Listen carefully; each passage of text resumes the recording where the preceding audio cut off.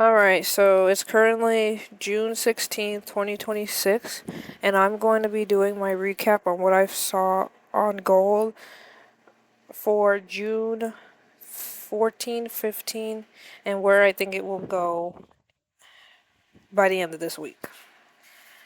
So I came over here on oh, that's my Fibonacci. So we're on the 15-minute time frame. So Sunday, looking at the charts, I saw that gold was in this area here, and this happened on Friday, June 12th. As you saw, we had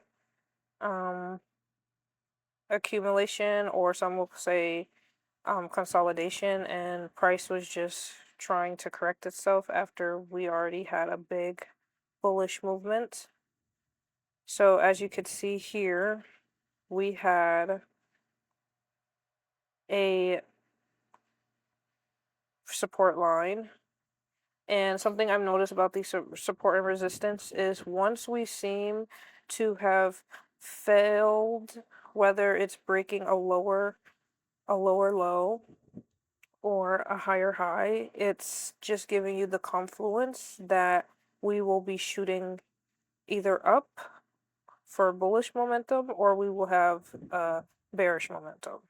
So I did come in here. I did see the price like this, and I did automatically say, okay, yes, we're going to shoot up.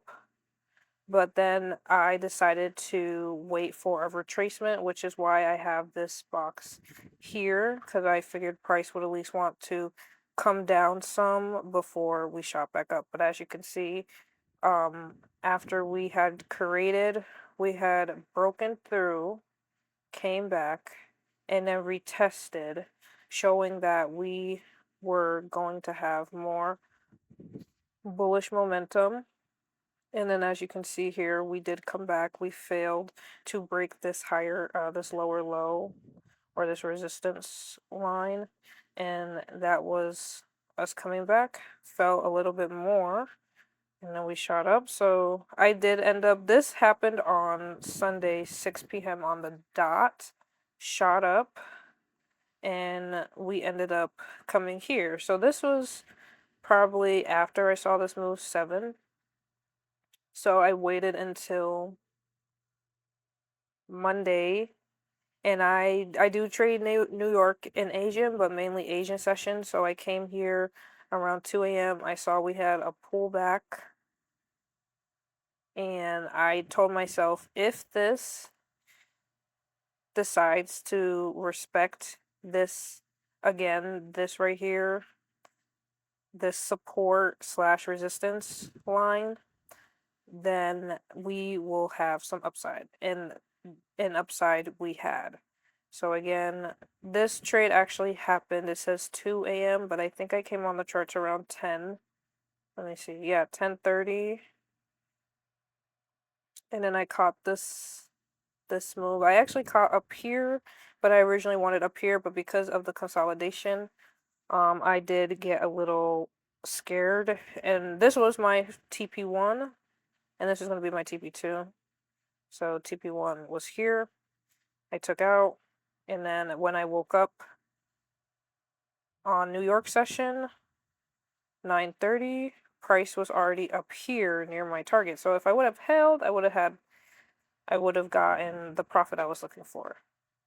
Therefore, we did catch a lot of down momentum. Again, I was hoping for price to hold this support and resistance line here, but when we broke that and I saw that, I think it was the 5-minute, let's see. Yeah, when I saw that we broke that 5-minute and then we came up, let me just get rid of this. And we came up again, it confirmed that we were going to see a downside, especially because on the 1-hour time frame, we had a major higher high taken out, which is right here.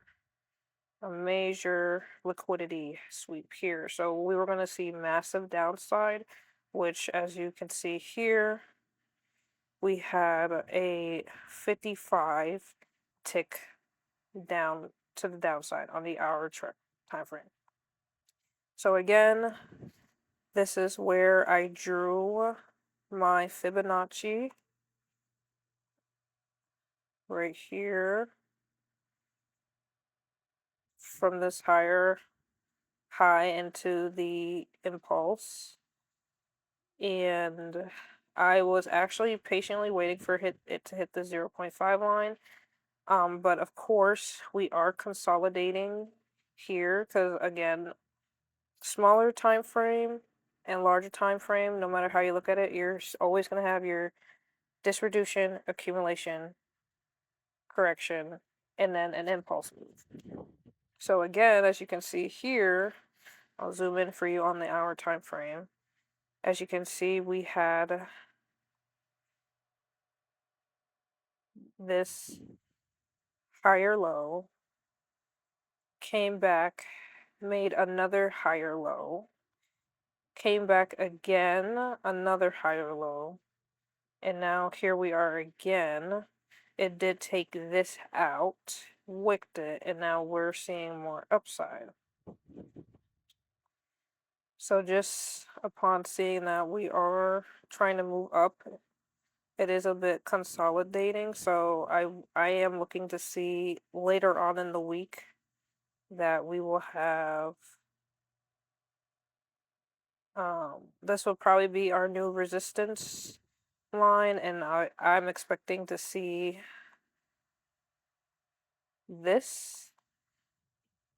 But again, as you can see here, we have a higher high, higher low.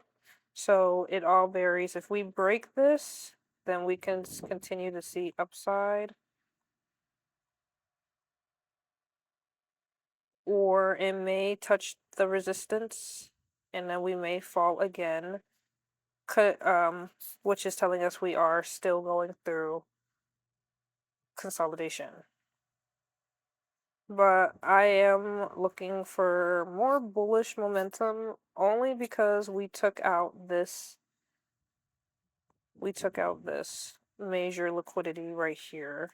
So I am looking to see some more bullish momentum for the summer. But I also won't be surprised if we do fall some and then come back up. Because as you can see here, we did have, price always repeats itself. So we did have an impulse where we fell, and then we continued to fall, thinking that we were going to just keep falling, but for almost, let's see, for all of Monday, a little bit into Tuesday, as you can see, we did have that the bearish momentum, bullish momentum, and then we consolidated, and then we came up here, wicked, and then we had that falling that happened for a little minute, came back, retested, showed more, retested, showed more, and we fell, consolidated, and now we are buying back up, consolidated, buying back up, consolidating, and then that's another thing. We have price right now could be trying to correct itself, so I wouldn't be surprised if we do come back and we try to fill this big impulse move, which this big impulse move, we still have.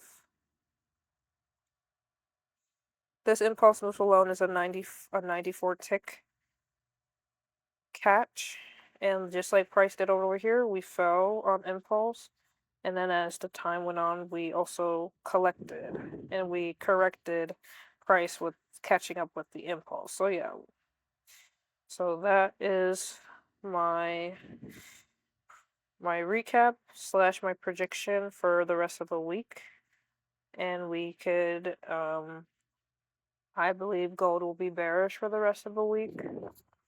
And then if some type of news comes out, then probably we'll be expecting more bearish momentum.